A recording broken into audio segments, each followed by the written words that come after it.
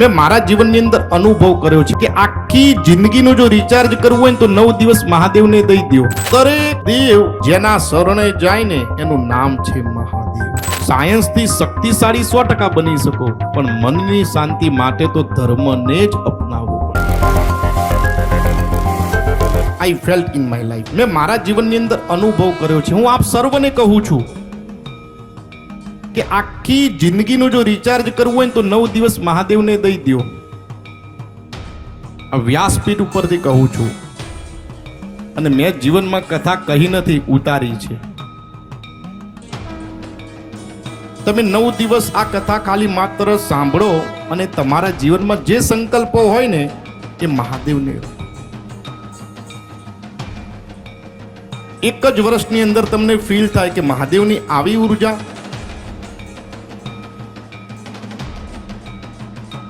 માગશર મહિનાનું ખૂબ મહત્વ છે. ભગવાન કૃષ્ણએ ગીતાનું જ્ઞાન ઉપદેશ અર્જુનને આ મહિનામાં દીધો, અને ભગવાન કૃષ્ણના અને વિષ્ણુના ઈષ્ટદેવ હોય ને તો વૈષ્ણવાણામ યથા શંભુઃ.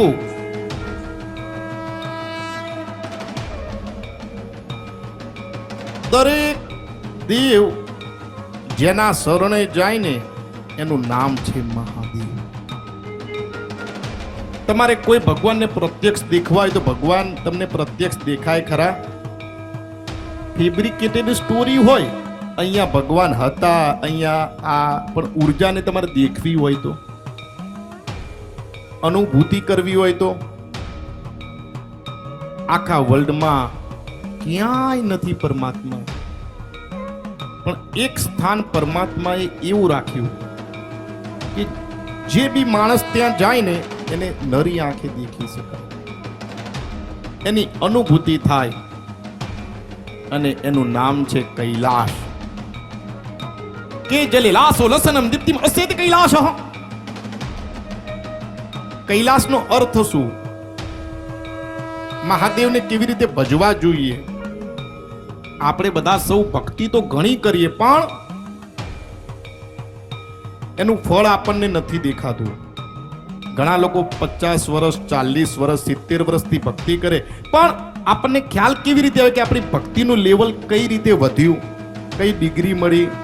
8મું પાસ કરી તો ખ્યાલ આવે કે આ લેવલ થયું. આ તો આમાં ભક્તિમાં કઈ રીતે ખબર પડે? મહાદેવે કહેલો રસ્તો છે. સાયન્સથી શક્તિશાળી 100% બની શકો. સાયન્સથી શક્તિશાળી 100% બની શકો, પણ મનની શાંતિ માટે તો ધર્મને જ અપનાવવો પડે. અને સાચો ધર્મ શિષ્યો વધારવા એ સાચો ધર્મ નથી. પૈસા ભેગા કરવા એ સાચો ધર્મ નથી.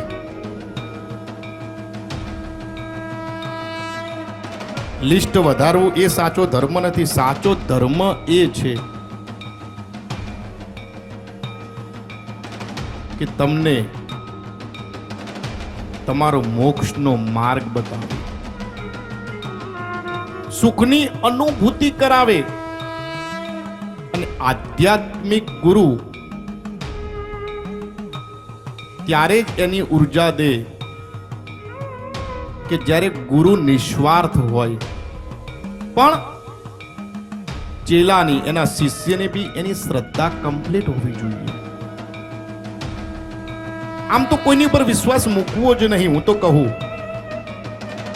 પેલા 100 વાર પરીક્ષા. હું જ્યારે કૈલાસ ગયો, મારી સાથે સ્વીડન, યુરોપના 130 લોકો મારી સાથે હતા. મને એમને કહ્યું કે બાપુ, અમારા ફોરેનર્સની અંદર અને તમારા ભારતીયની અંદર તમને ડિફરન્ટ શું લાગે? મેં તો યુઝ ડિફરન્ટ, બહુ મોટો ડિફરન્ટ છે. આપણા લોકો પહેલા ખૂબ શ્રદ્ધા મૂકે, વિશ્વાસ મૂકે, અને પછી શંકા કરે.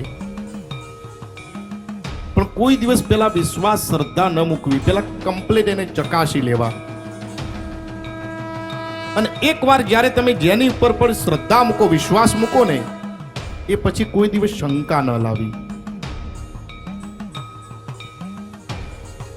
કાલિદાસે કુમાર સંભવની અંદર ખૂબ શ્રેષ્ઠ કહ્યું છે કે અસ્તિ ઉત્તરસ્યામ દિશી દેવાત્મા હિમાલયો નામ નકાધિરાજ. ઉત્તર દિશાની અંદર જે આ હિમાલય છે ને, આ પર્વત નથી, આ પથ્થર બી નથી, આ માટી બી નથી, આ દેવાત્મા છે. આ સાક્ષાત મહાદેવ છે. બસ એનું કનેક્શન આપણે એક થવું જરૂરી છે.